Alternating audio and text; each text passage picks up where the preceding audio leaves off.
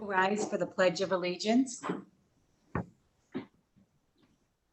I pledge allegiance to the flag of the United States of America and to the republic for which it stands, one nation, under God, indivisible, with liberty and justice for all.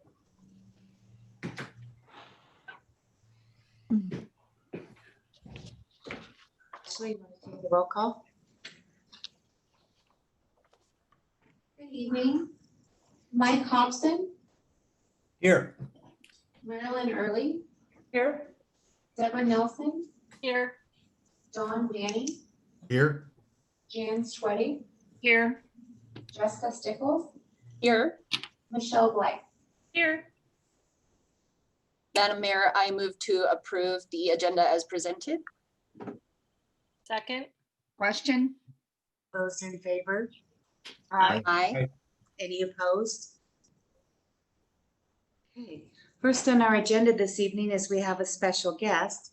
And so it's my pleasure to introduce Danette Clemens from the Stillaguamish Senior Center. Welcome, Danette. Thank you. Can everyone hear me okay? Yep. Okay. Yeah. So I wanted to join all of you this evening because I think there are portions of our community that know more about the Senior Center than others. And some of you probably have been around a while, but I would like to share with you about our programs and services. So to begin with, our program, our Senior Center was founded about 50 years ago. And unfortunately, if it wasn't for COVID, we would be celebrating our 50th anniversary this year.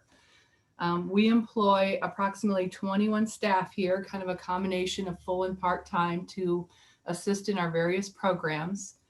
Our name has often been confused with the Stillaguamish tribe. And so we are looking at changing our name hopefully this fall to the Stille Valley Center, just to keep everyone aware. We think that will provide for a bit more clarity and awareness within the community. We have a board of directors that is comprised of working professionals and also a combination of seniors per our bylaws, and our board of directors meets monthly. And we're currently involved in strategic planning for the future of the Senior Center. I think many are aware with the rising statistics of seniors in our county. The projections are that by 2025, approximately 24.8% of our community will be 60 and older. So this is going to dramatically increase the needs and services for seniors within our area. A little bit to give you an idea of the programs that we do operate is that we have currently low income housing. We have 3 HUD subsidized and 1 USDA building, which houses at this time 162 individuals in our low income setting.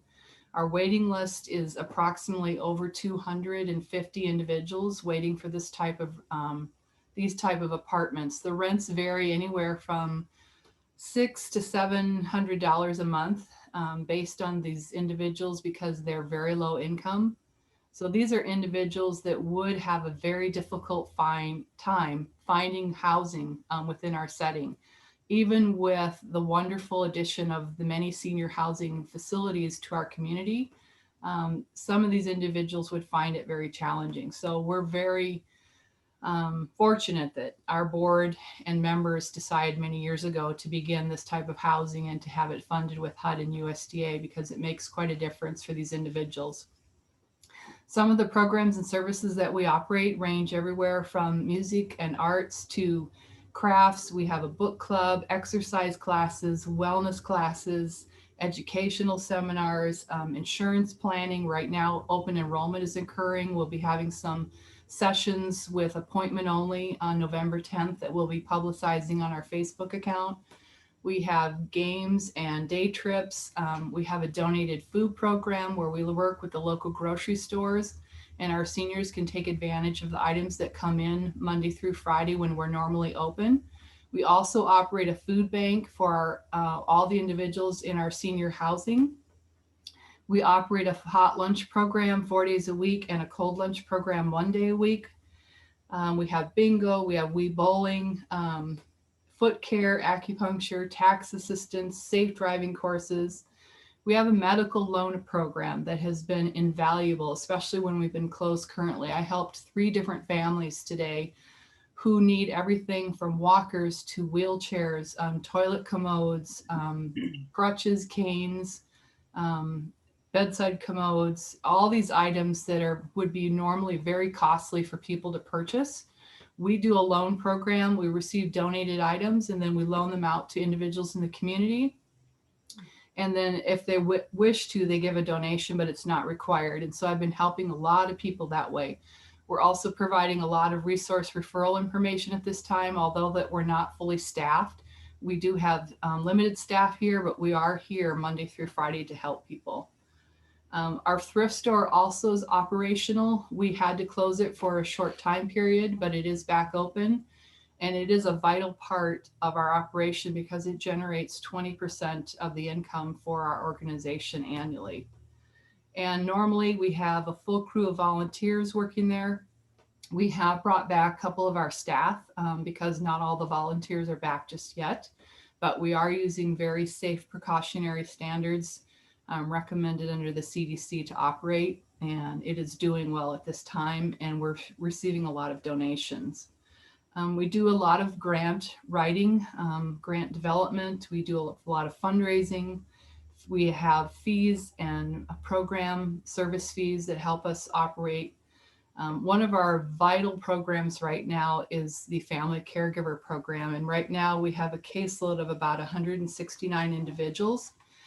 This program is for staff and they are assisting people in the community who are dealing with anything from dementia to Parkinson's and other chronic long-term illnesses. But just alone in the 3 people that I met today to help with medical equipment, one lady, she was getting equipment for her mother who has dementia and lives in a adult family home. Her mother-in-law is dealing with dementia and the father-in-law is caring for her. A second family that came, her mother's dealing with dementia. So I don't know if everyone follows the statistics in Alzheimer's and dementia, but 1 in 3 seniors will now die of dementia. So the statistics are alarming and increasing. And we partner very closely with the Alzheimer's Association to provide education and awareness. In our family's caregiver program, we provide support groups when we're normally open, but currently we're doing a tremendous amount of case management by phone to help the caregivers, because the goal is to help the individuals caring for these loved ones, especially at home, to keep them from burning out, because often the caregiver's health themselves begins to deteriorate because they're giving so much to that individual that they're caring for. Our goal is to provide counseling, education, awareness, and also link them to services. So we are funded through Snohomish County to provide this program. We also provide a component of it in the program called Medicaid Transformation, and that is for people that are income eligible. It will provide house cleaning. It will link them up with a food meal delivery program, and also possible some other services that just really make a huge difference in keeping these individuals sustained in their home setting. Another program we offer is the Aging Mastery Program that helps retirees that are new to the retiree environment to kind of maneuver through that, and it provides a National Council on Aging coursework that teaches all types of educations, and I know that Mayor Tolbert has been wonderful to be involved in some of those classes as well, but it helps people kind of maneuver this new arena of life for them and teaches them a great deal of education. Last year, we served about 3,000 individuals through our programs and center. We had volunteers that completed over 18,000 hours of time with us. And right now we have approximately about 300 members. We were very proactive when the pandemic hit, and in being concerted efforts and communication with other senior centers, we closed pretty early, and we closed March 5th in order to be proactive and protect our residents and individuals and the members that come here. And we did go ahead and lock down our housing facilities 24/7, additionally to protect our individuals. And fortunately, we can say right now that we've been very fortunate on our side not to have any cases. But again, we stay in touch with our members. We had churches that were helping us communicate with our members to make sure that they were managing okay. Currently, we're offering a to-go meal program 4 days a week. 3 days a week, it's a cold lunch, and on Fridays, it's a hot lunch. We're also doing the medical loan equipment program. We have a small library that we're operating outside with books and puzzles for our seniors. And basically, we are staying in touch with them because we want them to know, although they're feeling very isolated, we are here as a resource for they and their families to stay connected within our communities. So we're staying busy, and it's just, I can't tell you what a wonderful place it is when it's in full operation. It's very vibrant. We have music. We have 100 seniors here with family members on Fridays for music and entertainment. So this is a challenging time for many seniors, and we're just trying to keep them connected and stay in touch with them.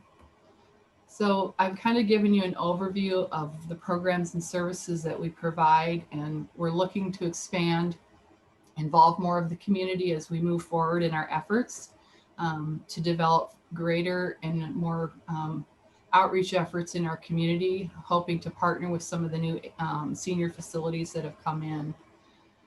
So with that, are there any questions that I can answer for anyone about our center, our programs, or operations?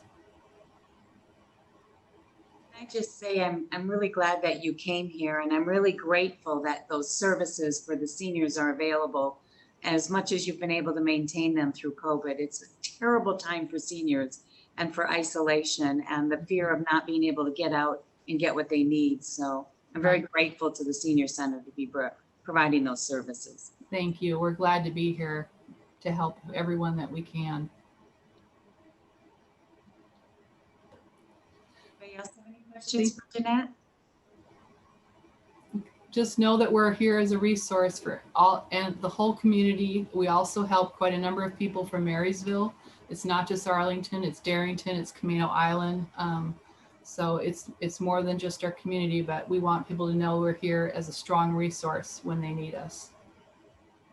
As well, thank you for telling us about your prudent actions that kept everybody in your care safe as well, too. Thank you. And I'm also proud to say that our finance director, Kristen Garcia, is a member of your board and volunteers her time. So thank you for that, Kristen.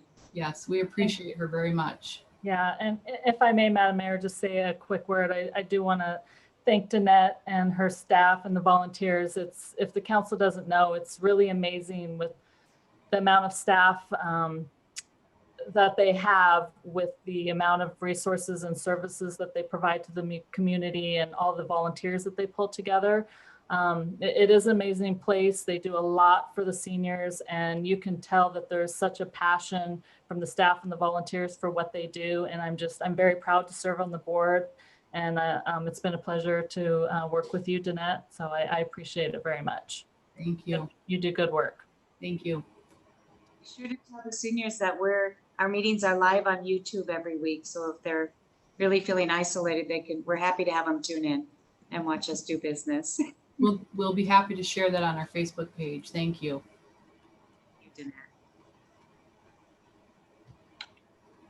So we'll move into our workshop items this evening. And the first step is the CARES Act funding and budget. Paul. Thank you, Mayor.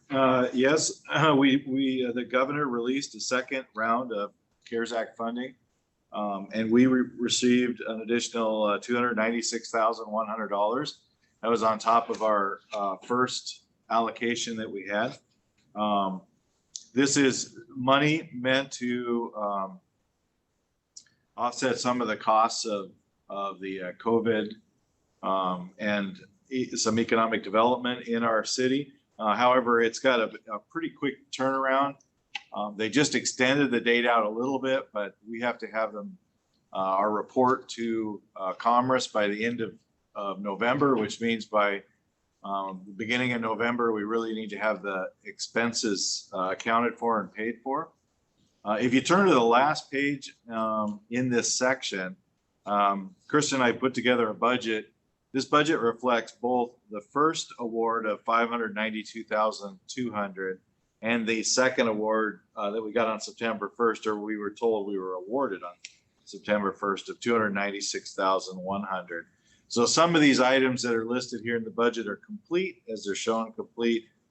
We have one under contract and one ongoing. The rest of them we're proposing to be new programs or extensions of the program. The first one, and there's a resolution and some application material for a utility credit program. What we'd like to do is create a program similar to what we did through the first round with the businesses to help with rental relief.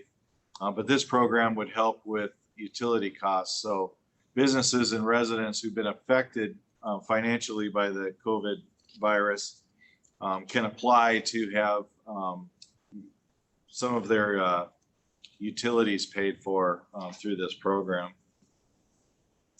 The second one would be an extension of what we did last time with the rental relief program. That would be to use the Family Resource Center to help us with rental relief, again, for families that have experienced financial hardship due to the COVID pandemic. We have a couple of line items in here for some child care. The first one is child care assistance for $32,000. This has to do with the Boys and Girls Club is operating some opportunity for kids to get tutoring and time to complete their online schooling.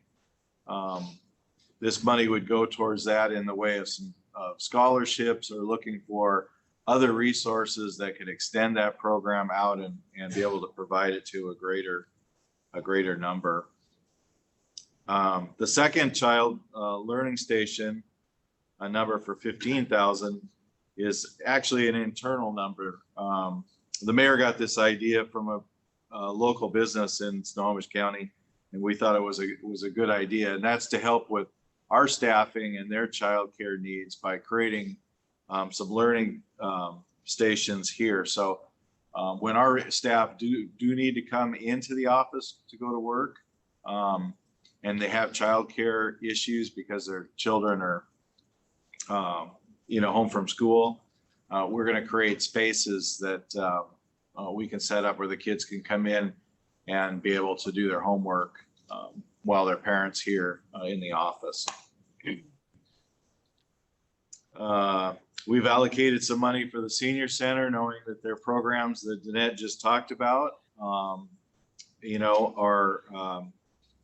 in need of some extra funding for due to the COVID. I know that also they're experiencing some of the same things we are with the extra expenses for cleaning and sanitation. So we've allocated some money for that. Our IT department has been working on developing a Wi-Fi hotspot program in our parks where possible, where we can get Wi-Fi connection. We're putting free hotspots in the parks. It's just an additional way to give people the ability to be able to be connected. For students that may not have access to Wi-Fi at home or the internet, can at least come to a public place and be able to access that. We've allocated $10,000 to the food bank to help them offset some of the additional costs associated with the pandemic. You heard the $22,000 to the Stillaguamish Chamber. That was the item we talked about and council approved last week. The outdoor eatery at Legion Park has been pretty popular. If you come down here particularly during lunchtime or early evening, it's been a popular place for people to eat outdoors, and it's been a little bit of an assistance to the restaurants because it just helps them with capacity. So what we'd like to do with that, to be able to extend that into the fall as the weather gets cooler, is to install some radiant heat in the gazebo. Those would be on a timer. They'd only be on during the hours of lunch and dinner, but it would give people a covered place outside with a little bit of heat that they could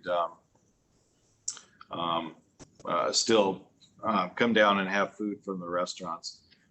We also, it's not on this because it came up after the fact. We found some hand sanitizing stations that are park appropriate. They're meant to go into parks. We hadn't found those until after this was done. We figured it'd be about an additional $6,000 plus some ongoing expenses with product. But it would give us the ability to put hand cleaning stations in our parks where we don't necessarily have water or restrooms available close by.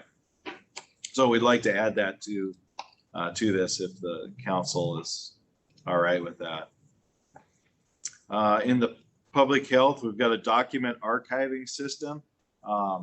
Many of our employees are working from home, and we've been working on trying to give them as much resources as we can so we can continue to have employees productively working from home. The document archiving system would just, it's a software system and hardware system that gives us the ability to electronically archive more of our documents and make them more accessible to staff as they work from home or work remotely. We're working with the cold weather shelter. We don't have a cold weather shelter here in Arlington. Of course, everybody knows that. We've been struggling to find a facility that would accommodate them. So we're looking at a voucher program to help out financially with that for the additional people that have been affected by COVID. This is what the cold weather shelter used last year, was to purchase vouchers for local hotels to be able to put the homeless up in a hotel and get them out of the cold weather. And last on the list is to add HEPA filters and some air purifiers to some of our city facilities. Again, that's just to help with the staffing when that has to come in, or when they need to come in and work in their office. If we can provide some HEPA filters and air purifiers to be able to make it just a little safer for working from the office. So that's a quick rundown of the budget we put together so far. We still have a little bit of funds yet to expend, but wanted to get this to council as a whole right away. Deborah, I think you were first. Well, a question, is it the resource center that will take care of the vouchers for the cold weather shelter this winter? I think that we're gonna work with the North County Outreach, because they're right. the ones that have taken over Yeah. the cold weather shelter, and the I counties couldn't remember, thank you. been having countywide meetings. Just want to add, there's been countywide meetings on sheltering through the winter, through the flu season, through the cold and wet weather. And everybody's looking at hotel vouchers as the mechanism, because there just isn't shelter space right now. I just also wanted to say that I was really happy to read about the utility aid and that application process that you're working on. That was great to hear. And then also totally in support of the staff, the child learning stations to support our staff. So thank you for coming up with that. And the Wi-Fi hotspots, because I see kids gathering in places, even at neighbors' houses. There's a bunch of kids on their front porch, rain or shine, that don't have Wi-Fi at home, and they come and congregate at the home that does. So thank you. Jessica had her hand up, and then Jan. Jessica was first, then Jan. Wait, I had a couple of questions. So for the hot spots, I think that one is super needed right now as well. Is 3 hot spots at a park enough for if we end up with 20 plus kids? I mean, is that something we should maybe add more to? Because it's very important. 3 would not be enough for that number of kids if they were all engaged in Zoom meetings. Yeah, it would be okay. 3 at one park would be, okay. Tony is here from IT, and he said 3 would cover that capacity. Okay, But so I will tell you that Brian, Terry, and Tony have been on top of that, monitoring the connectivity at the parks and where we put the hotspots. and so does the 10,000 cover every park? It covers parks where we can provide Wi-Fi hotspots. Do you know roughly how many that is? I don't, it's Legion Park, Haller Park, and Quake Field are the 3 that I know for sure. Center here in town. And Oh, at the and Innovation in the Center, so Innovation 4 Center. spots currently, Jessica. Okay. One of my other questions is, so the 100,000 that we did for the Arlington Resource Center earlier this year, that was purely just operational costs, right? No, that was a mortgage and rent and utility relief program. So it was money they had to get back out into the hands of citizens who had been impacted by COVID. Thank you. Okay, so the 50,000 that we've got allocated to them for rent assistance, is that the main source that our citizens will go to? They won't come to the city of Arlington, they'll just go right directly to the resource center? Okay. Rental assistance, yeah. Yeah. And then do you have them, this budget's a little awkward to me because some of the lines are listed for the service it's going to offer and some of them are listed by the organization. So can we clear that up by next week's meeting to say the organization and the service? Sure. Yeah. And then for the Boys and Girls Club, where it says childcare assistance, will this increase their capacity so they'll be able to actually have more children there? Well, that's what we're hoping is we're working with them right now so that we can cover some of the expense so that kids that might not be able to go can go. But we're also looking at capacity, that if they do reach capacity, where can we get some more, gain some more capacity, just physical space. So my question on that is, with several of these organizations, we have them under contract and they're supposed to come back and report in a month with what was up to that. And I don't see anything for that for the Boys and Girls Club. Is there a reason for that? We didn't fund them last time, so this is a new request to fund them. And each of these organizations, I will tell you, will sign an MOU, a memorandum of understanding with the city that will require the reporting back of how the funds were used. Will that be monthly, do you know? Yeah, I think that works, if that works for the organization. Okay, perfect. Thank you. Yeah. Yeah, I had just had a quick question on the utility credit. Does that include water, gas, and electricity? It's just the city water and sewer. And storm and storm. So it's just the city utilities.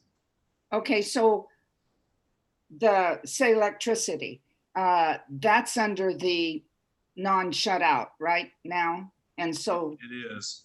And PUD has some programs in place also. As well as the money that we would give to the Family Resource Center could be used for those other utilities that weren't city-owned utilities. Oh, okay.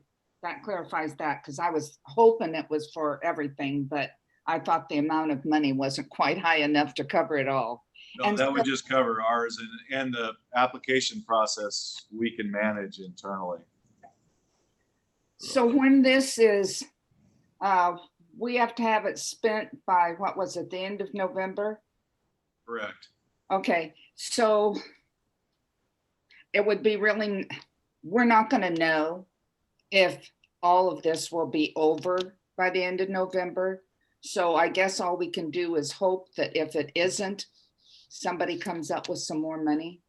Yeah, I've been working with AWC, and so they did get the governor's office to extend the deadline, which was originally October 30th to the end of November, but they are indicating there won't be a second extension. So we just wanted to bring something before you that showed how we could get the help out in the community where we think it's needed as timely as possible.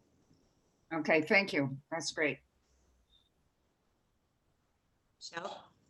So Paul, we need to provide the funds. Let's use Arlington Resource Center. We give them that money. Do they have to have it spent by November, the end of November? That's we're working through that. Some of those questions. In some cases, I think that it could be extended a little bit longer. But as a general rule, no.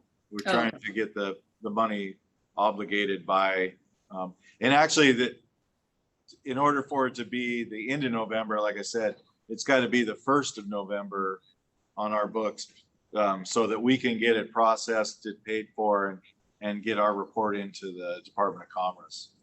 So really, we were looking at just a month to put this together. Be a very quick turnaround.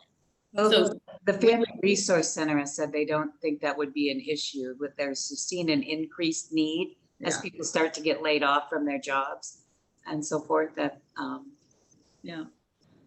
Well, would they go through that money too fast? Would they need more funding than what we've indicated on your budget? Pretty consistent with the money that we gave them last time and the timing that they spent it. I think we're in pretty reasonable shape. Would they take more? Certainly, if we could afford to give them more, but it's kind of timing. All right, thank you. Mike was next. Mike? Yeah, I had a question. I wasn't clear on the document archiving for $75,000, and it's categorized under public health. And I was just unclear how that fit under public health. If I may, Paul or Mayor, I can probably answer that. That was based off when we submit to the Department of Commerce, they have very specific categories on what we can get reimbursement for. And anything relating to telework for employees would be under public health. Okay. And it's really because it's a safety measure, right? So employees aren't congregating at the workplace, that they have now teleworking capabilities that will allow them to work from home to social distance. Thank you. Thank you, Kristen. Jessica? Yeah, so am I reading this correctly that even with the amount allocated, there would still be roughly $100,000 left? Currently, yes. And are there any projects that you're looking at for that, or would you just possibly increase some of these line items? We would make every attempt to spend the money. So if we didn't have any new projects, we would probably come back to the council, to expend the rest of the money. Currently on the monthly mayor's meeting, all the mayors are comparing notes about how they're using the COVID funding in case there's somebody else is doing our community needs that we haven't thought about yet. So there's a potential we could bring back other programs or just expand some of the programs we have here. Okay, thank you.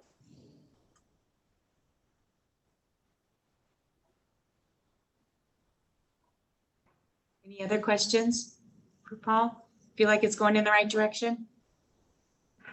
Great, thank you. Thank you, Paul. Sure. So the next item is the city policy for displaying the flags and banners. So be Paul and Steve Pfeiffer. I'm gonna give it to Steve to start. All right. Good evening, Madam Mayor, members of the council. At the last meeting, the council asked Paul and I to bring back a policy for the council to consider regarding display of flags on the city-owned light posts and city buildings, presumably. The draft policy that is in the council packet is a policy that I drafted based in part on a policy that has been adopted in the city of Spokane. The council conversation from last meeting was kind of on two different ends of a spectrum. And so I attempted to include some alternatives that might meet either end of the spectrum depending on the circumstances. As I indicated in an email to the council late last week, this may not be in final form. Of course, first things first, I suppose the council has to give some additional direction to staff about how they want this policy to read. In doing some legal research on the issue, I found some case law that's relatively recent. Were you to do a Google search, you would find lots of cities that are wrestling with this currently.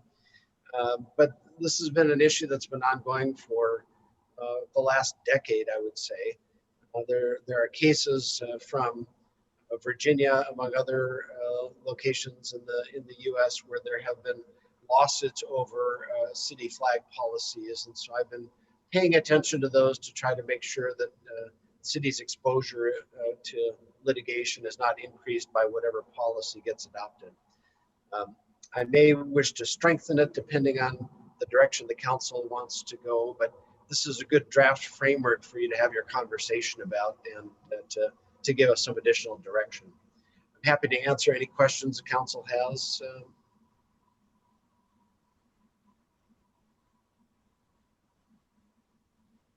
Okay, Jan, and I hope the rest of the council speaks up because Mr. Pipe is asking you for additional input so he can finish drafting a policy. Jan?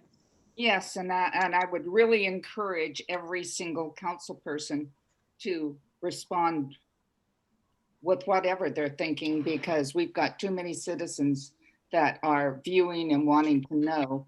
I guess I had a couple of concerns. The definition of a banner, in my mind, when I think of a banner, I think of the banners we run across Olympic from light pole to light pole. And this one defines it as the shape of a flag and the size of a flag. I have read this over multiple times, and with alternative 1, it opens up to just about any organization anywhere who wants to fly flags, and we would have flags flying all the time. I'm really sad that we are in the place we are.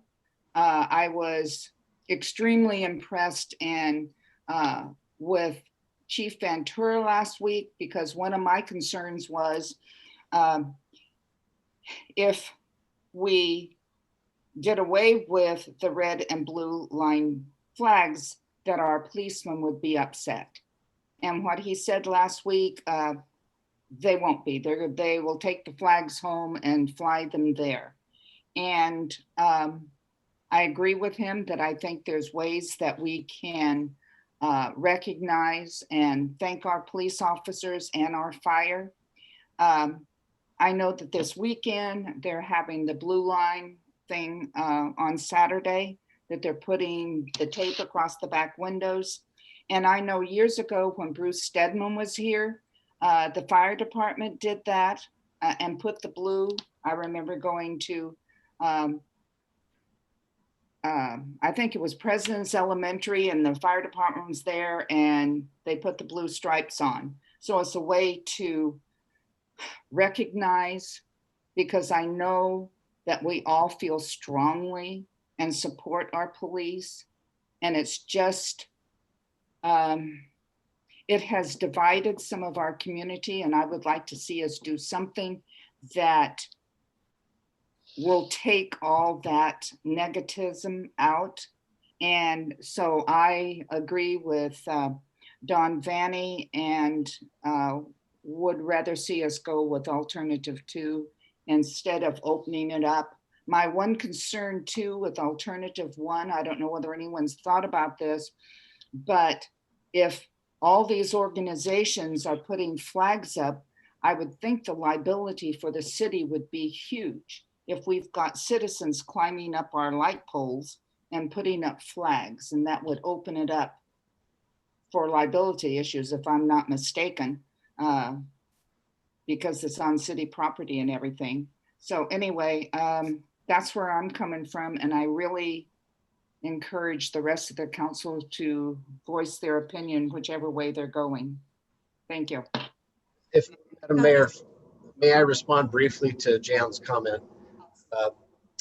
The thing about the alternative number 1 does not contemplate organizations being able to post flags on the city's flagpoles. Only in the event of a city council resolution would alternative flags be permitted under that alternative. So the council would have to take action to say, we wish to fly the Heritage Month flag during this week or something of that nature.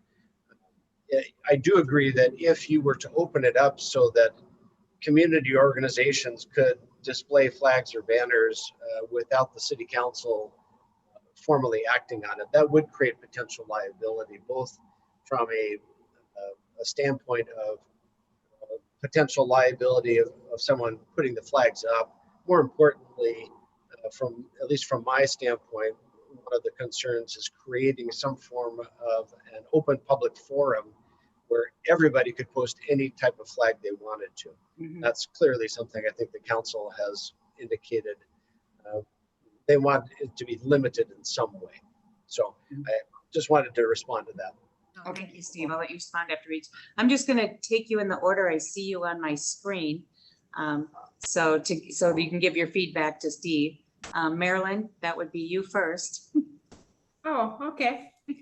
Well, again, I've read all this and I still find it kind of sad that we're at this point, but when I look at alternative one, it seems like it wouldn't work well because of I think you'd have city employees putting these flags up if others petition to have them up or whatever. So I don't think we want to go there. I think it's too much. And so then when I listened to Jonathan, I felt sorry for him because I feel like he's doing what he feels is the right thing by saying, okay, we just won't do it. We'll donate the flags to the police department and let them take them and privately have businesses or homes or whatever do it. So it's just hard. I guess we didn't have council input in the first place to fly these flags. It was never brought to the council, which I don't know if that's right or wrong. It just was the way it was, that we didn't have any input in the first place. So now it's been 2 years and I have gotten comments both ways for and questioning the meaning of the flag. So I think that there has been a problem with a misunderstanding on many sides of what that flag represents. And so I personally think we should go with alternative 2 and just move on. That's about it. Thank you. Deborah, you're next in the Brady Bunch squares. Thank you. Well, I did speak up last week, so I think all of you know where I stand, but I go for item 2. I really think that just following the law that we have for US flag and the Washington state flag and the POW MIA flag is very respectful for all people. And my other concern is following Steve's advice. I just would hate to see us misusing citizen taxpayer money for litigation, dealing with different banners and flags. So I like to err on the side of being conservative of how we spend the taxpayer money. So that to me was a very persuasive point, Steve. So thank you for that. And will you keep us informed of what the recent different case laws will be dealing with flags in the coming months, Steve? If I learn of any case law that is directly on point, I certainly would.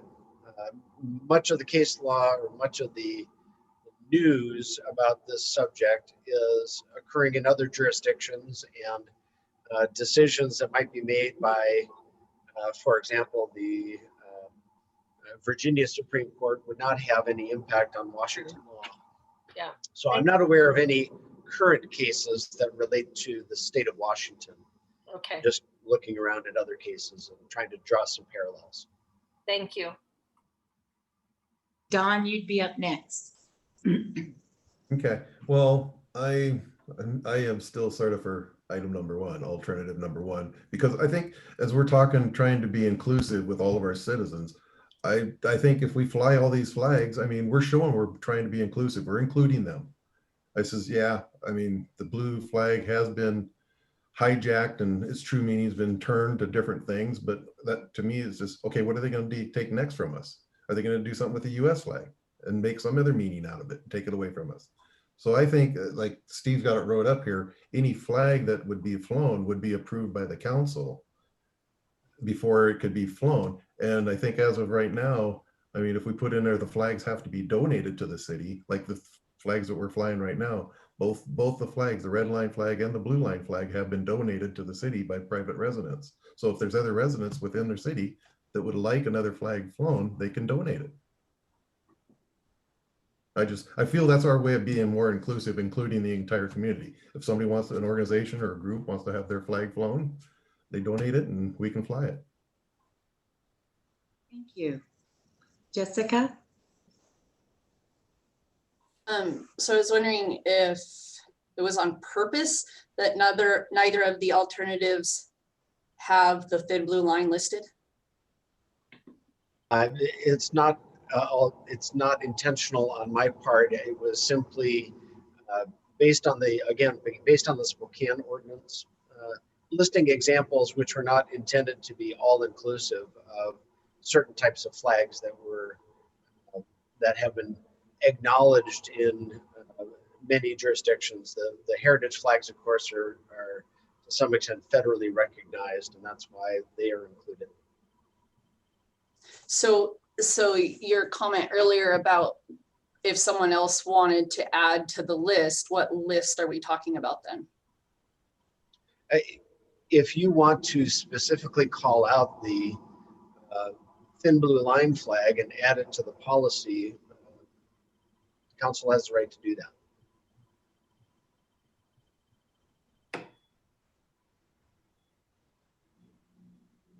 Thank you. Is that it, Jessica? Do you have any feedback? Do you want to give Steve any direction so he can hear from all the council?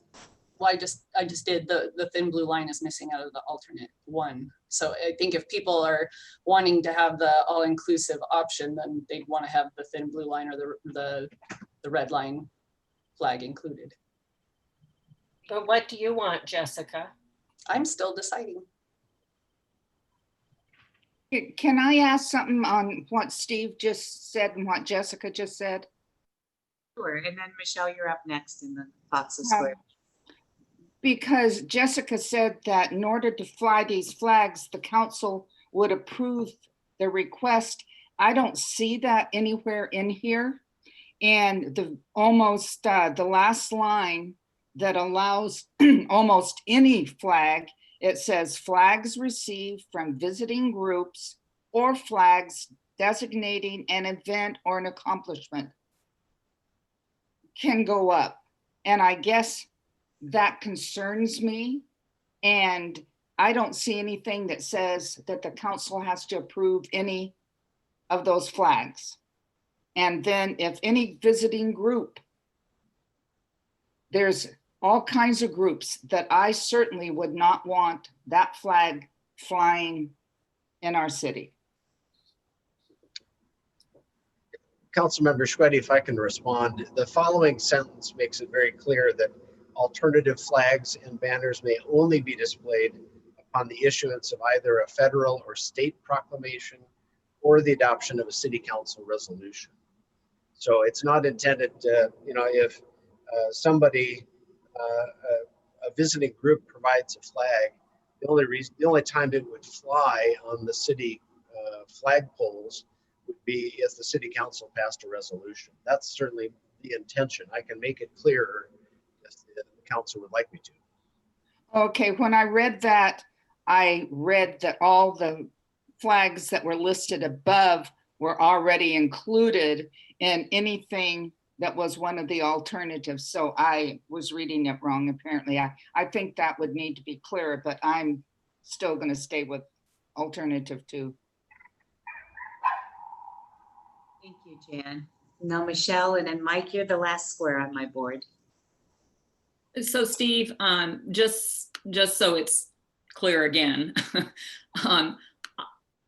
number one, the way I understand this is that we can, that is an example that you took from another city that has this policy. And if for some reason, we don't need to choose or select all those or approve all those. Those are simply examples of of banners that you've put in there or flags.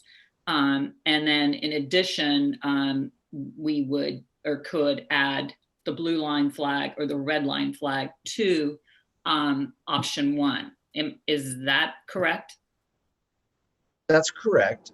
Again, the list of flags is not supposed to be all inclusive. It's merely a listing of examples. Okay, perfect. And just to further clarify, I named all of the Heritage Month flags. I wasn't sure if everybody knew how many Heritage Months there were, but the mere fact that something is identified as a Heritage Month doesn't mean that a flag would be permitted to fly. Again, it would require a city council resolution. And I think I can solve that by moving that limiting language in the last sentence to the very first sentence, so it's real clear. That's a requirement. And I do like that they're nationally recognized weeks, months, days, whatever. So that the work's already been done on some of those, you know, Women's History Month and Asian Pacific American Heritage Month. So those are some of those things have already been done as national recognition. So it does make it a little bit more simpler to determine what flags could be flown. And also making sure that we would add the blue and red line flags to that option.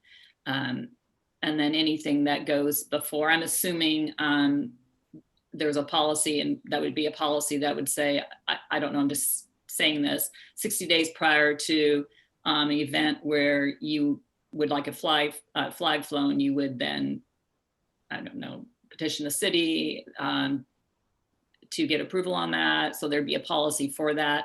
And then the city isn't paying for anything. It's groups would purchase their own flags.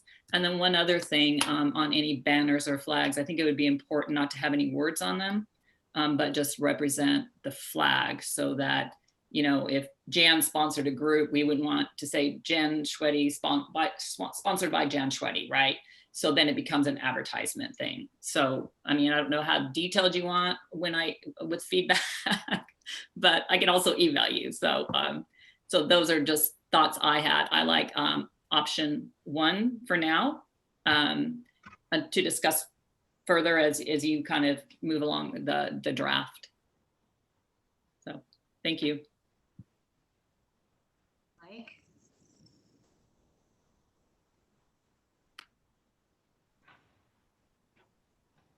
I think I prefer the alternate number 2 and keep it very simple.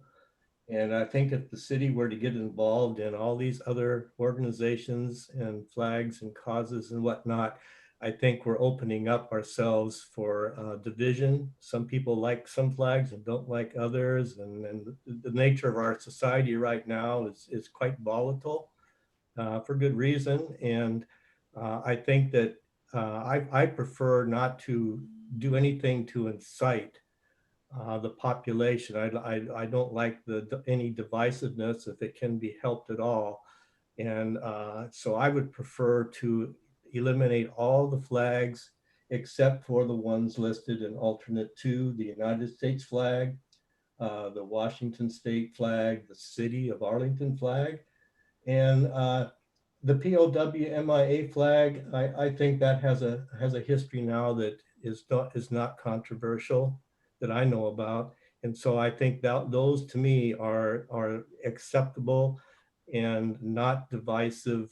And I think, again, I'm repeating myself, I know, but I think if we started going down the list of all the heritages and all the this and that and the other, not that they're not fine organizations and don't deserve some recognition, but I just don't think that the city council should start choosing and picking which ones go up and which ones don't. I just think we're asking for a lot of trouble if we get into that. And I'd rather not get into that. Thank you, Mike. Stephen, Paul, I'll ask if you received enough feedback to move forward in a direction to bring something back to council, the next workshop. I can certainly bring something back to council. Do you want something for the meeting next Monday night. That may be a little bit short, but I can certainly do that if the council wants to take action on this at the next meeting. If not, I would bring revised policy back to you on the second Monday in October. I would ask the council to give Mr. Pipel some grace and some time to do the proper research on this. So I with agree. council's permission, the next workshop. Yes, I agree. I have just one question too. Dealing with donations, I know in the past when the city has received donations, it's come before council and we've had to accept it. You know, I'm thinking of things from the hospital board and all kinds of different things, but these flags never came to us for acceptance as donations that I remember 2 or 3 years ago. No, they did not. This is something that just slipped through. It didn't come to council. I would ask that that's not allowed to happen again, because this has really I turned agree. into a mess. I Yeah. agree as well, Deborah. Thank you. Marilyn? I just wanted to make sure that Michelle stated that it would cost the city nothing for these flags because they would be donated, but the city employees would be installing these flags. And if we get, you know, like 1 a month or 2 a month, you know, you never know. It becomes sort of an advertising for your organization. And we would be approving these on a very regular basis. And that would put an extra burden on our city staff to have to put them up and take them down. So just so everyone is aware. That's a good point, Marilyn. It Yeah. actually, it does have a staff impact in the sense that our M&O staff has a full schedule of things to do. So to take a set of flags down and put another set up on Olympic Avenue takes about 6 hours of staff time, man hours of time to do it. So it's not the end of the world, but it certainly takes time away from something else that they would be doing. Like parks maintenance and. Yes. Maintenance, that type of things. Yes. Michelle, you have your hand up? Yeah, and I didn't mean to imply that it would not cost anything. I meant that we would not be paying for any of the flags, that they would all be donated. So I know that someone's going to have to put them up. So just to clarify. Thank you, council, for the discussion and the direction for Mr. Pipel. Yes, thanks. Thank you, Steve. Okay, our next item is we have 2 monthly reports, and the first one is the Community and Economic Development Monthly Report. Mark Hayes. Evening, Madam Mayor, members of council. So I've been a little remiss in getting my reports out here. So some of these items might be old news because of the docket items that came forward to council. And so bear with me. One of the changes we've made in the department in the last 3 months is the rotational shift for our permit technicians, so that each one of them will take on the responsibility of different aspects within the department. This has really worked out really well from not only a permit tech position, but from all staff, because now all staff has to interact with the technicians on their defined role within the department. And so communication's gotten better, and it puts everybody on a different level, understanding what the responsibilities are and roles are for each one of the staff members. And so, didn't know that this was all going to be such a benefit when we kind of implemented this, but it's definitely been great. And it's giving quite a bit of variation to each one of the staff members to do this. So we're pretty happy with the results so far. The CED office is still closed to the public, but it's actually working really well. The vestibule area, we've set up intake and outtake boxes in there, and the development community has really been accepting of this, and it's worked out really well for us and for them. It's a pretty quick process. They can walk in there, pick up their permits or whatever whatever work product they're looking for. Same with us. We just wait until the box gets full, check it about 3 or 4 times a day and pull all that in for intake and process. We did have the ability to install glass barriers on both sides, both the CED side and the airport office side. And so when we do get back to a new normal and the public comes in, we do have the barriers in place in order to have that separation for our staff members. Some of the projects we have ongoing, the contract here with Burke for the planned action EIS. We just went to the paper for notice for the draft EIS that will be posted on Wednesday. So that will run through a comment period from the 1st of October through the 30th of October for public intake. So during that process, we will also have a meeting on the draft EIS at Planning Commission, and then we'll have that come through council at a workshop also to keep you up to date on where that planned action EIS is going.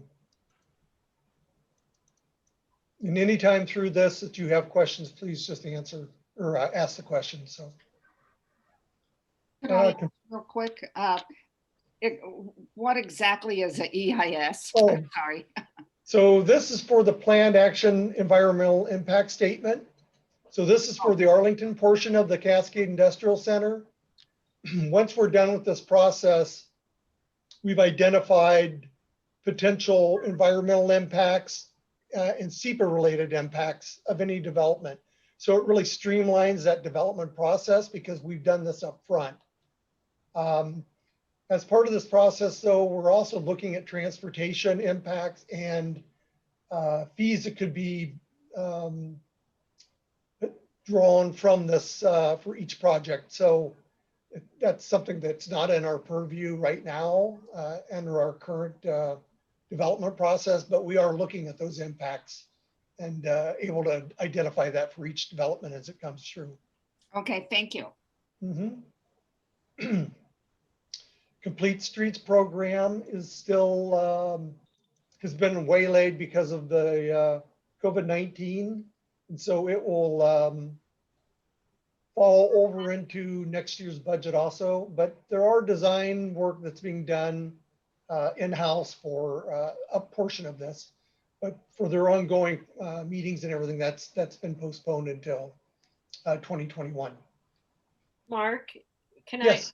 I cut out there for a minute. I didn't hear everything you said, but so do we still have the funding for that? We didn't lose the funding because of COVID or whatever. I forget what that.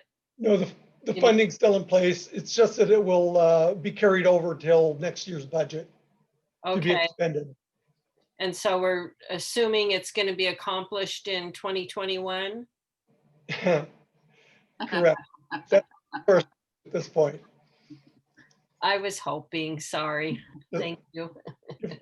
If we could start meeting and carry on, then yes, it would be expended next year, and that process would be completed in next year's budget. It's in my wish list, okay? It's in all of our wish lists, yes. Thank you. One of our other projects is the Housing Action Plan, and I just today received the draft plan. It came to us.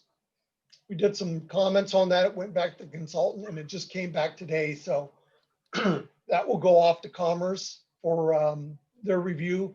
But I'll also send it out to all council so you can take a look at the draft plan and comment on it during this review timeline. So I will get that out to you this week.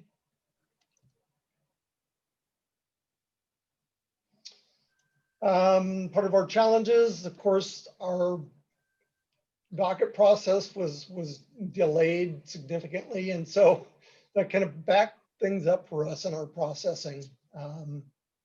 But once we got the green light to start doing all of our public hearings remotely, we kind of sequestered Planning Commission and turned every Tuesday into a public hearing. And so I I want to thank Planning Commission very much for their time, patience, and dedication to doing that throughout the whole month of August. So they were real troopers with that.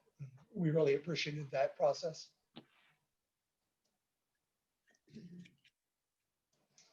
I have a question on the public Yes. hearings. Yeah, I was curious about the public hearings because they had to be virtual. And I was wondering what level of participation actually occurred. I did attend some of the Planning Commission meetings and I didn't see any public participation. I was wondering if there was any at all.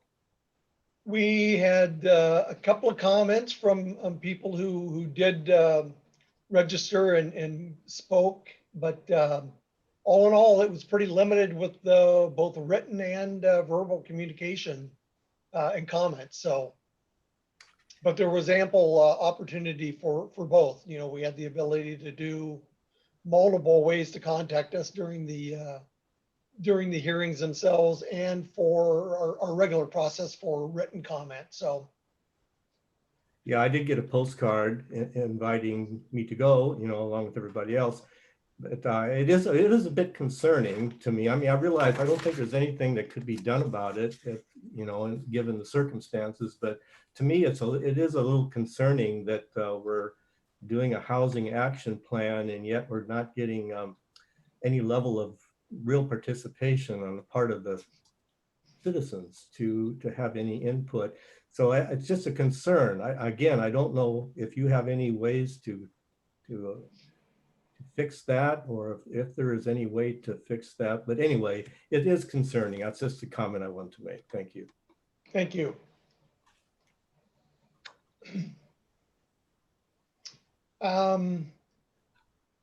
So since March, we've been really ramping up with projects, and a lot of the projects we have are very lengthy. They're very complicated, and it's just taken a great amount of staff time in order to process a lot of these projects going forward.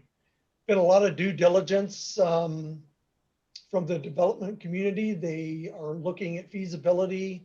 And so we do a lot of feasibility meetings and phone calls and just answering emails and calls on processes and what can be done through our permissible uses. So besides the projects coming through that we're working on, there's a lot of input from potential developers and applicants throughout this whole process. You know, we hear from other jurisdictions that their workload has kind of been waning, but we definitely haven't experienced that thus far. So, which is good, definitely good.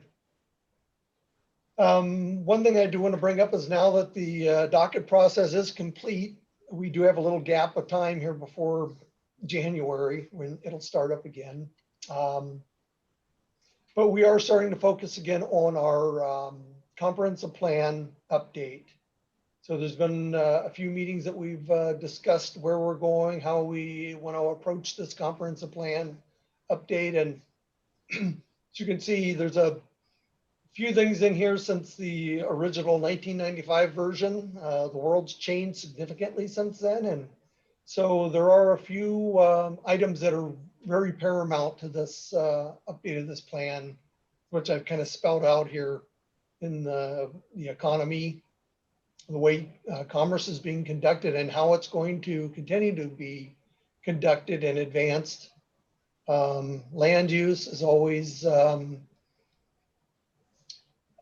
item we have to look at and evaluate what the best and highest yields of property are and what the best uses are. And also the social responsibility aspect is something that we've really done on our normal process. It's just that it's a heightened responsibility at this time, and we're looked at from multiple lenses. And so that's just something we need to be very cognizant of as we go through this plan and start to put it together. We'll be giving you constant updates about where we are in this comprehensive plan cycle. I'd like to be able to set up some workshops again. Hopefully they're not all virtual, but I think that's very good for council to get involved in, the public to be involved in this, and do some more exercises, which are really hands-on. So look forward to that process.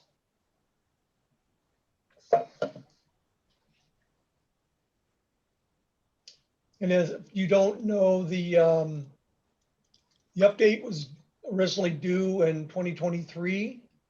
Commerce has moved that now to 2024, given the pandemic and everyone's schedule has been shifted. So we're very thankful for the additional year to get the comprehensive plan completed.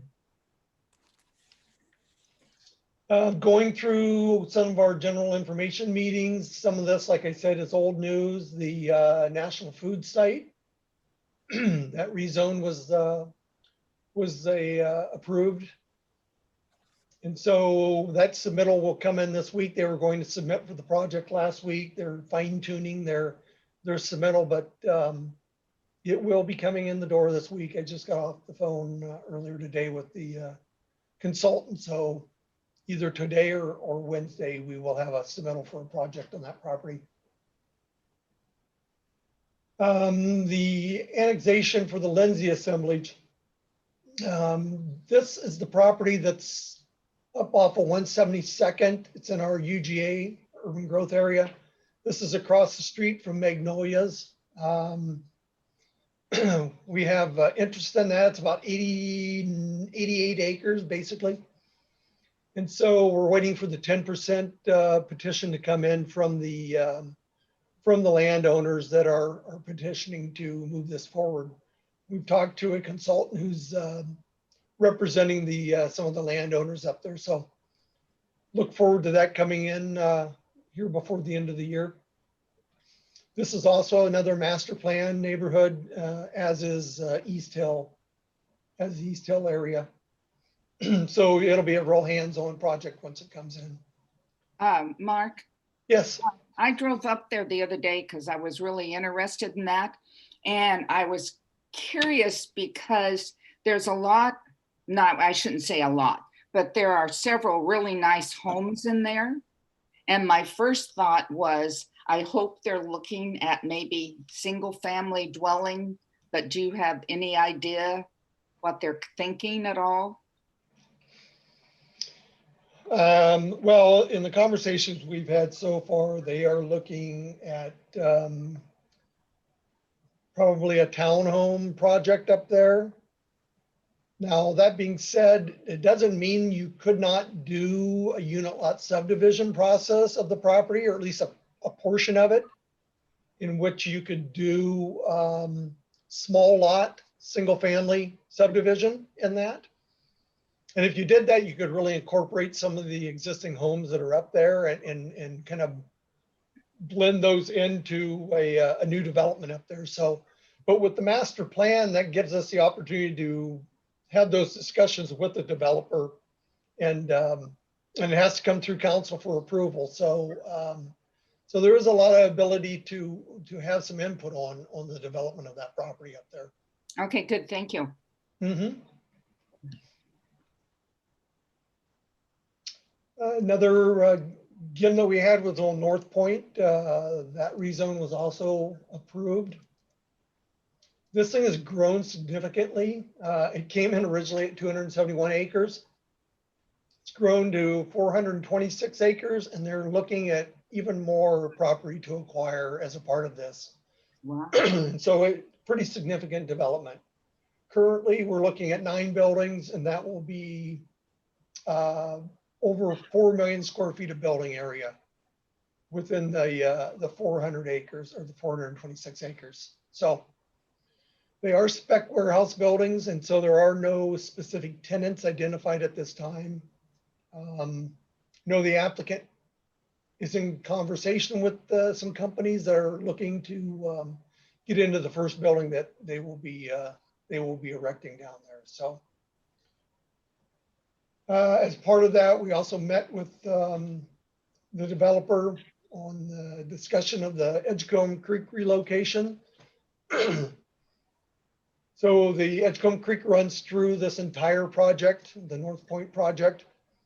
The relocation has multiple agencies that are involved in this. So Army Corps of Engineers, Department of Ecology, Fish and Wildlife, Tulalip tribes.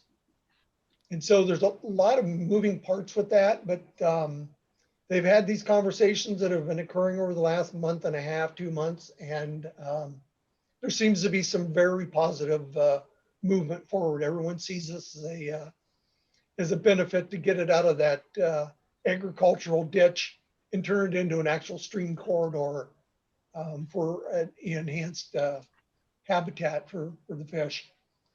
Along with that, we're looking at, there would be a multi-use trail along adjacent to that stream corridor. So there would be a trail then that would connect through the CIC between Arlington and Marysville along that corridor.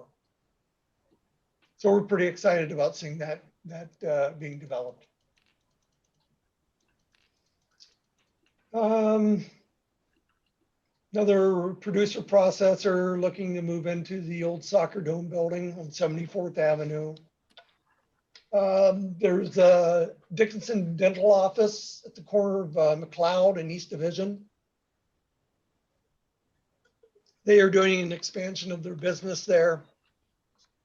So we met with them. One of the things we will be doing as a part of this project is creating some on-street parking in front of this building. And so just to give you an idea of what I'm referring to is at the on Division in front of Key Bank, the off-street or the on-street parking there, that's angled parking. We'll be replicating that in front of Dickinson's dental office. So there'll be 4 or 5 new stalls that are created there in that same orientation. Mark, I just want to say thank you because that's my dentist. And he has really spoken highly of working with you, and just really thankful for your office and helping him, because it's kind of a definite size little piece of property and he wanted to stay there. So anyway, thank you very much for working with a local businessman. Thank you very much. Let's see. We held again to look at a mixed use project. This would be north of AutoZone and O'Reilly's off of 204th. So this would be east of the Safeway building. This is a project that is a vertical mixed use. So 2 buildings that are vertical mixed use, and then 1 building that would be multifamily that would be east of that along the stream corridor. An attractive looking project. And so as soon as that application is made, I will have that posted onto our activity map. And that gives me a segue just to remind everyone about our activity map, where all of these projects are posted there, and elevations of buildings and the site layouts are all on those current projects also. So please take advantage of that if you have any questions about development as it's occurring. It doesn't mean you can't call us and ask us questions, but it's there, and you can refer your constituents to that also. Along Arlington Valley Road, there's a portion of property that would be on the west side of the road alignment, about 12.5 acres there. That has been purchased, and they are in the process of making application for a binding site plan to create 6 to 8 lots for that for those properties in there. And each one of those will be sold as a fee simple property with manufacturing industrial buildings on those properties. Smart Cap, this is really referring to the activity that's occurring in the Arlington Business Park out along Airport Boulevard and 172nd.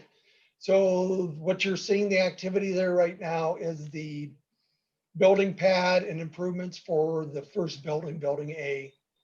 The plan is to have 2 buildings there parallel to each other, and the truck bays will be in between the 2 buildings once the second building is built out. So they'll do the building A beginning this year. That'll run through 2021, and then they'll start over with the building B right on the tail of the fill or the build out of the first building. So there'll be activity there for the next 3 years.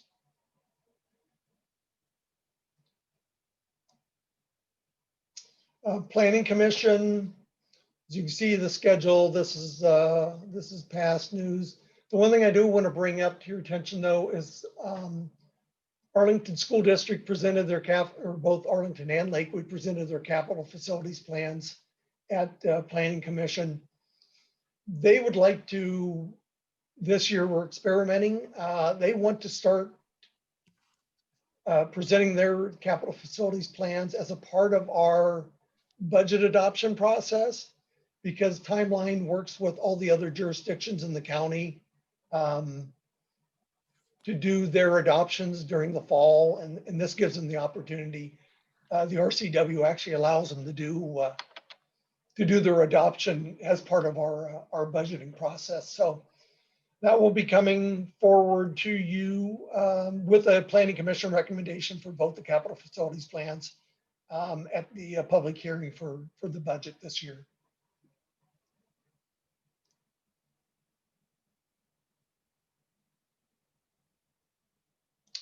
And that's pretty much it for the way of projects. I think I've brought this up to you before that we do produce an ongoing list of projects and where they are in our process. It lists about 150 projects on it, so it's a pretty lengthy report. But if you're really interested in what's going on and what the current projects are and projects that are in closeout, we can certainly provide that to you.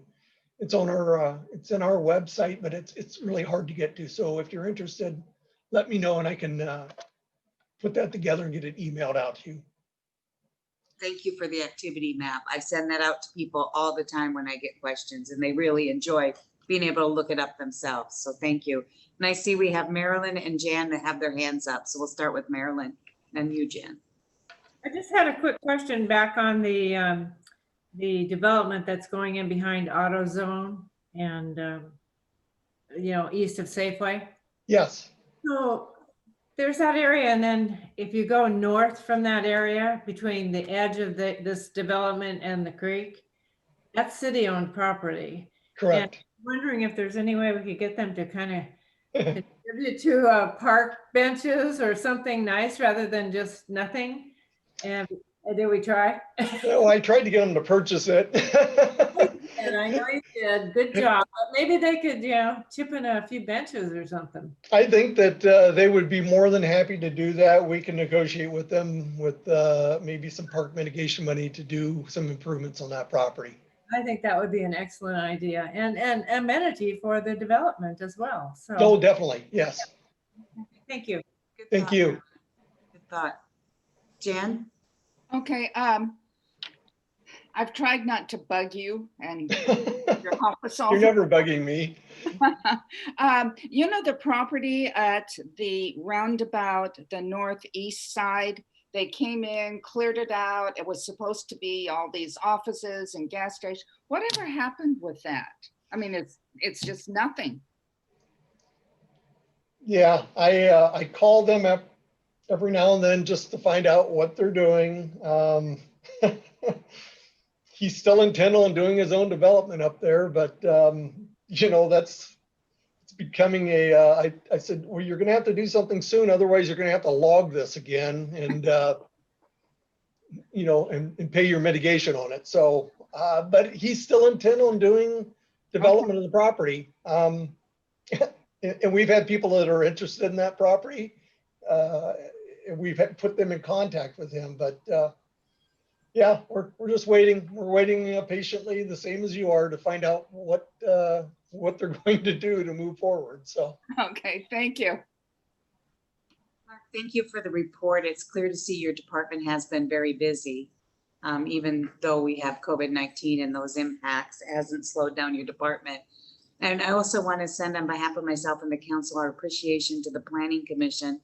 As while the council took August off, they engaged in many public hearings every week to go through the docket process. So I want to send them our thanks for that. Great. Thank you very much. Okay, so we'll go into our next staff report, which is our financial report. Kristen Garcia. Thank you, Madam Mayor and members of council. There wasn't a lot of activity to report for the month of August, so I just have a couple of items that I wanted to highlight. We are still seeing some growth over last year in our sales tax revenue. Most of that looks like it's coming from first quarter, although as I reported the last 2 months, we did see some better than expected revenues in June and July due to the stockpiling of supplies from COVID. We saw an increase in online shopping and an increase in building guardian supplies and auto sales.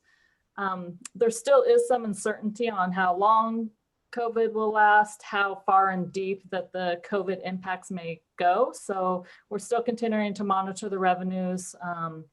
So I'll just continue to report what we're seeing. We're just really uncertain on whether those trends are going to continue at this point.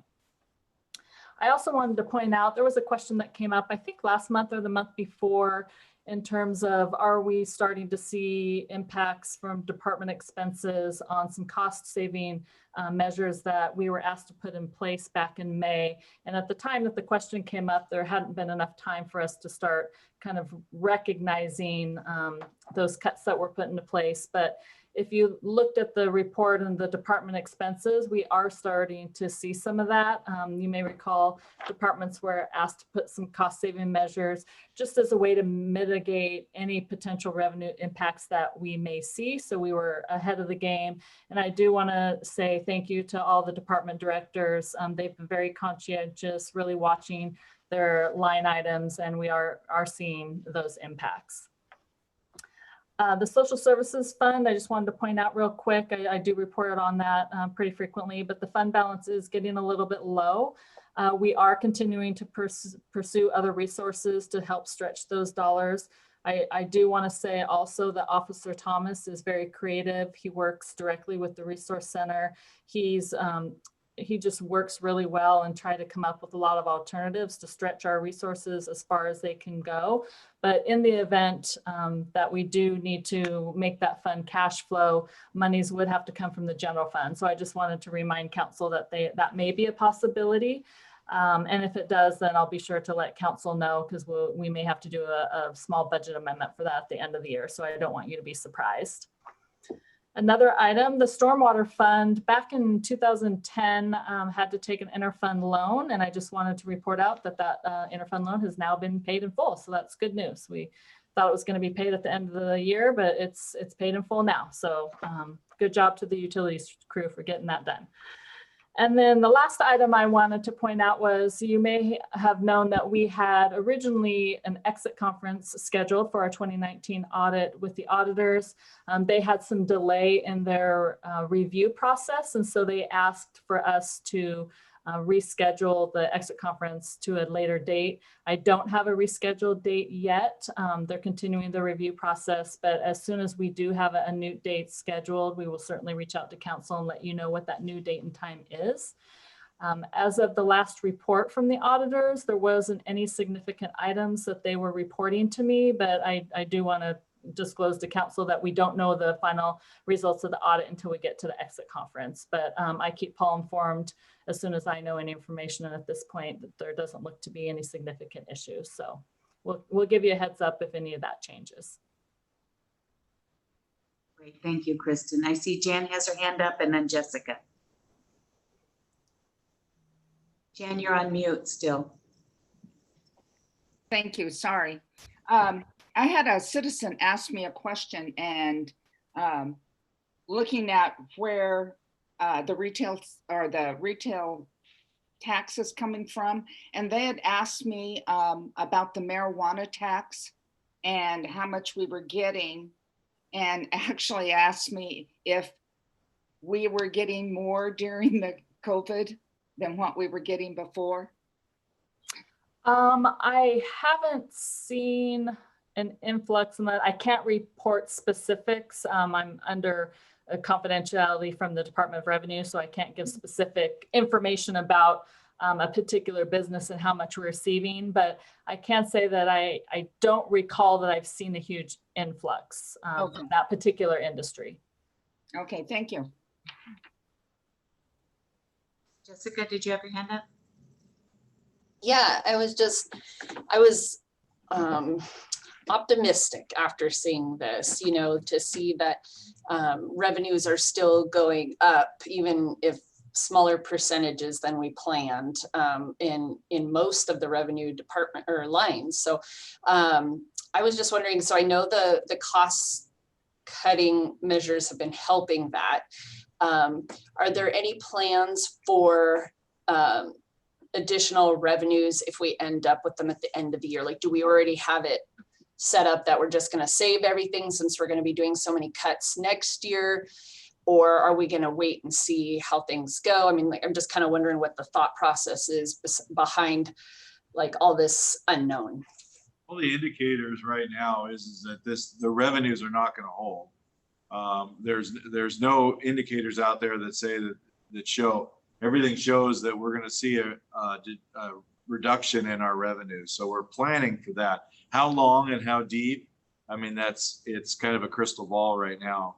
So yes, you know, if we come in strong, we've been stronger the last few months in our revenues than we projected, which is really good. And so it will give us a little bit more ending fund balance. The intent is to carry as much of that over for next year as we can, because if we need to, you know, if revenue projections, the cuts are deeper and we need the extra funding, it'll be there. It'll help us out.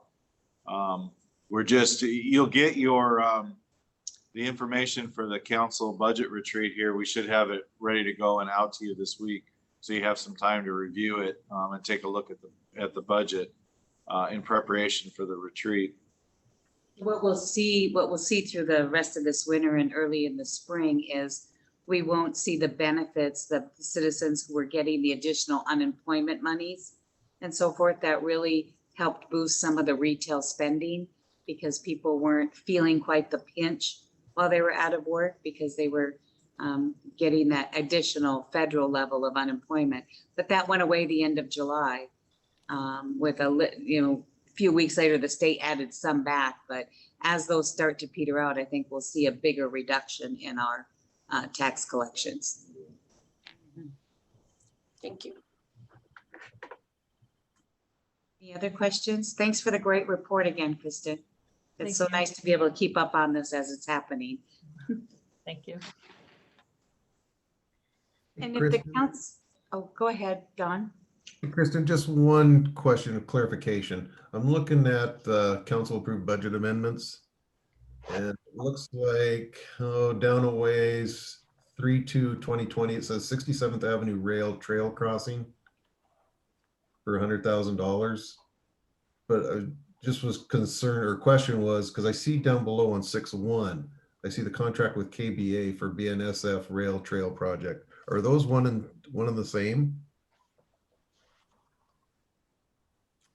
Is that trail crossing? I think it was a grant too, wasn't it? If I remember right. I think they're both grants, but I was just looking at, I see both of them listed there and I'm thinking they're the same one. I was just questioning if it was, or if it's something I'm just overseeing. I think those are different, but I will double check with Jim Kelly to make sure, and I will clarify in the next report. Okay, yeah, like I say, I seen them both and I thought maybe those were one and the same, so I just got a question about it. Yeah, he brought two separate actions, so I'm thinking one of two things: either they're separate projects or it was additional funding that was required for the same project. But I will definitely clarify. Thank you. You're welcome. With the council's blessing, we had two members of the public that wish to speak this evening. So I'd like to move to that portion, and then we'll do the staff reports after that. Is that all right with everyone? They've been waiting a good long time. So Ashley, are you ready to bring them on? We have, first up is Will Nelson. Good evening, Will. Good evening, Mayor Tolbert and honored City Council members. Oki Nik Sokoaks, hello, my friends. I'm Will Nelson and have been living and working in the Arlington area for many years. I'm here to comment on the city policy for displaying flags and banners. This is in direct response to the controversy over displaying the thin blue line flag. To put this into perspective, let's look at the two sides. Opponents to displaying the thin blue line flag charge that the thin blue line flag represents a culture of racial bias and cops covering for other cops and shouldn't be flown. Proponents to displaying the thin blue line flag assert that the thin blue line flag honors current, former, and fallen police officers. Our police chief and our police department keep our communities safe and look out for the well-being of Arlington citizens, all Arlington citizens, including our Black, Indigenous, and people of color, our white citizens, our LGBTQ+ citizens, our citizens with disabilities, our senior citizens, and every demographic I've missed here. Here's a summary of the job from an entry-level position in the Arlington Police Department. Individuals perform assigned law enforcement work necessary to maintain public peace and order, to protect life and property, to prevent crime, to apprehend suspected violators of the law, and otherwise to ensure enforcement of state laws and city ordinances. I have witnessed our police department going way beyond this simple summary by participating in the Arlington Drug Awareness Coalition's events at our schools, by participating in the point in time count in support of our homeless, by talking with teenagers in our schools about the implications of their actions, by engaging with the community at our local Starbucks, by engaging with the community through conversations with cops, and the list goes on. This is community policing, keeping the needs of our citizens first. Our police chief and police department are an integral part of our community. No reasonable person would refute this. What may not be so well known is the impact of the thin blue line on our BIPOC community. Right now, our country is in a state of unrest, which is seen every day in large and small cities and neighborhoods in reaction to bad cops making bad decisions that cause deaths, severe trauma, and distrust in law enforcement, thus creating the storm perfect for protesting marches and rallies in support of necessary changes in policing policies and practices. This isn't a police versus Black, Indigenous, and people of color controversy. This is a controversy over displaying a flag that carries with it the power to traumatize BIPOC citizens in our community.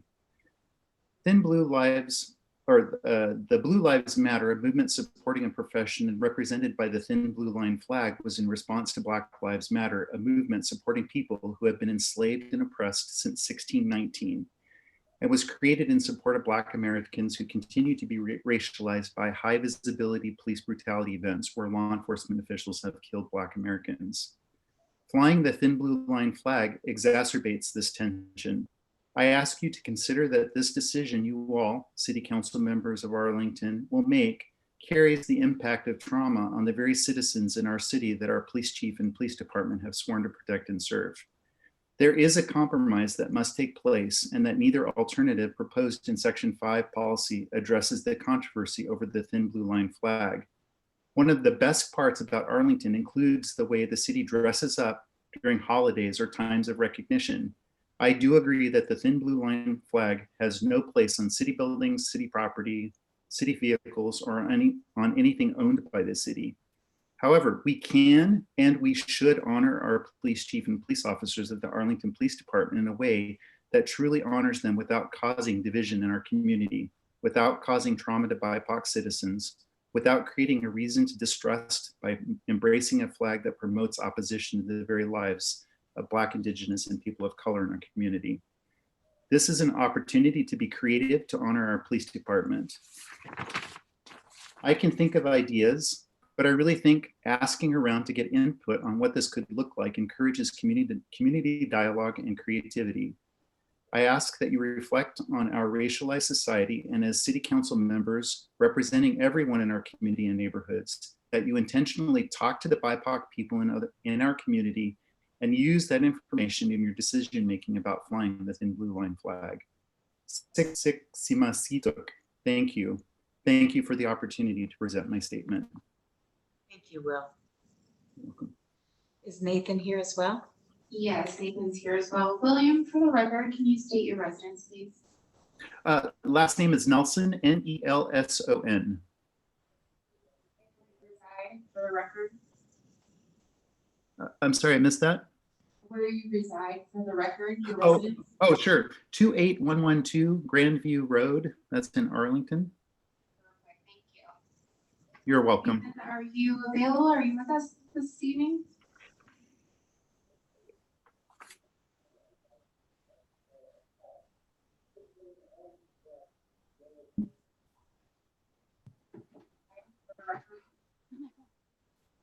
I'm sorry, I missed that.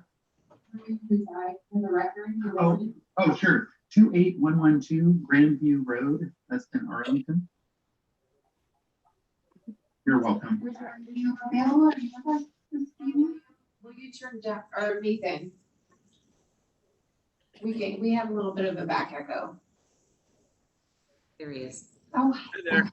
hi. Can you state your name and your residence for the record, please? Yeah, my name is Nathan Chabot. My residence is 16101 Jordan Way, Arlington.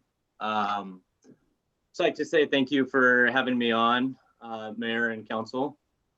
I spoke last week, and I was very happy to be included in this conversation and hear everybody's point of view on the matter of flying different flags as it has turned into going forward, presenting a policy that will make the community happy. After seeing the two different policies, it's pushed me to agree with policy 2, in that I feel that the council and the city would find themselves in a bind if they spent a majority of their time approving and disapproving different flags that different people have brought up that means something to them as a heritage. And I saw that word on there also. I looked into it, and April is the Heritage Month for the Confederate States. And so I would ask the council if they would then be opposed to that flag during that month, and where we draw the line in people's personal view of their heritage, and what the role of the council and the city plays in this, and being that you will find yourself constantly approving and disapproving of flags, and also who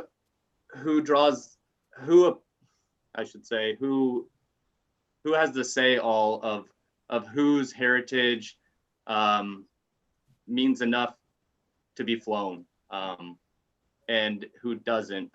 We have a 100% white council, and they are speaking for people of color.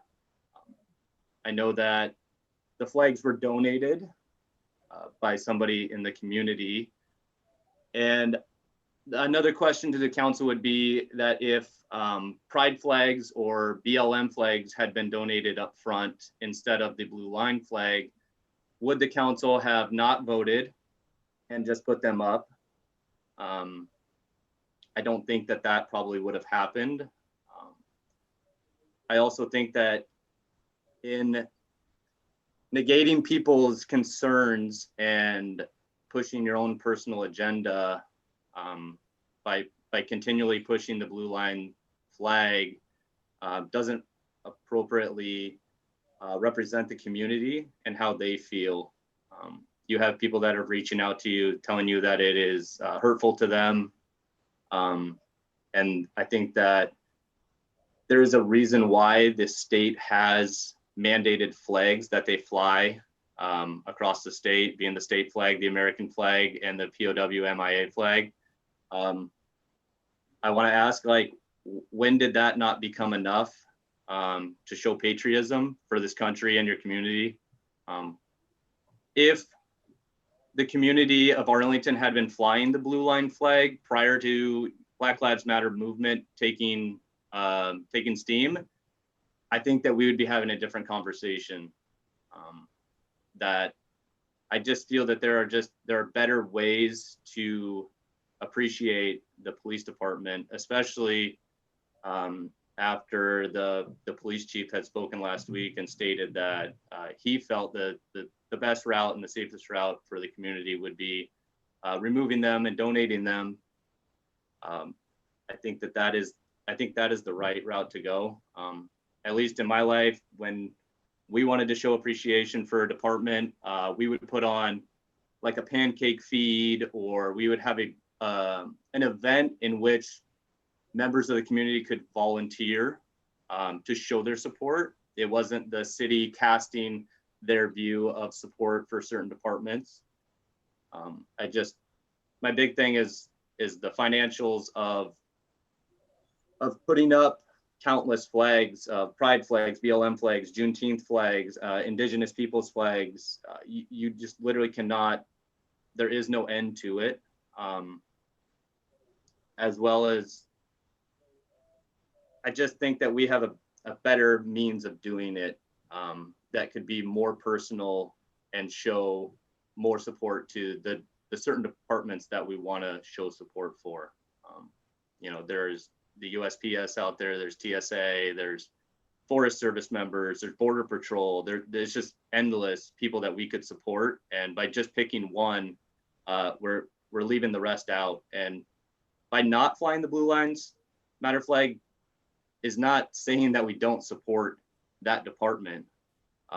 This isn't a who has the biggest gun, who is the most supportive of the department.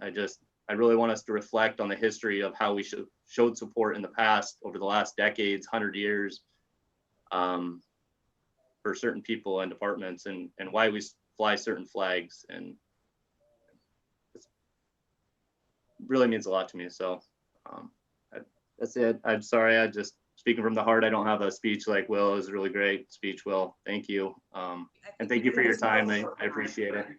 Thank you, Nathan. Thank you, Will. We appreciate you talking to us and letting us know where you come from very much. Thank you. You guys both did it with such ease. So that's great. All right, Paul, do you have any administrative report this evening? Do we have anything this evening? Okay. I just have a quick report for the council. We, at our PSRC, Puget Sound Regional Council Executive Committee meeting, we weighed through all the amendments on the Vision 2050 plan, which will inform the county, which will inform then the cities, the levels of growth they're taking when we update our comprehensive plans 2024. And so the entire assembly of PSRC will weigh in it at the annual assembly coming up in October.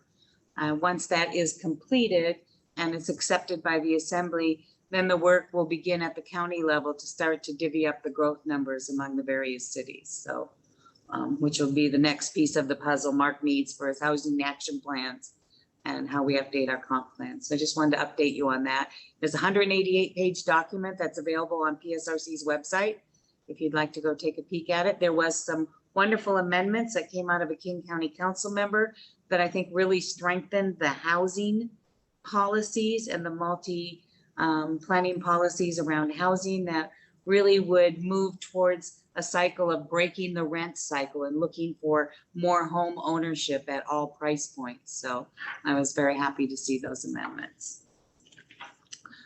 With that, are there any comments from the council members this evening? Just raise your hand, Deborah, and then Jessica. I just wanted to share very briefly on one webinar I did from MRSC last week, and it was about First Amendment for protests, social media, and signs in our state. And it was very, very interesting. I'm going to watch it again because there was a lot of information. But one thing it kind of spurred in me, Paul, he's going to say, oh no, was just maybe if we could have a review the end of the year or in the spring at the spring retreat or something from you and James and Steve about our social media policy for volunteers and employees, and if we need to update it at all. And so just kind of curious about that. As I listened to that webinar, I felt like that was probably the most pertinent in my mind for our city. Yes, that's the short answer is yes, we'll have a review of that and take a look at it. Thank you.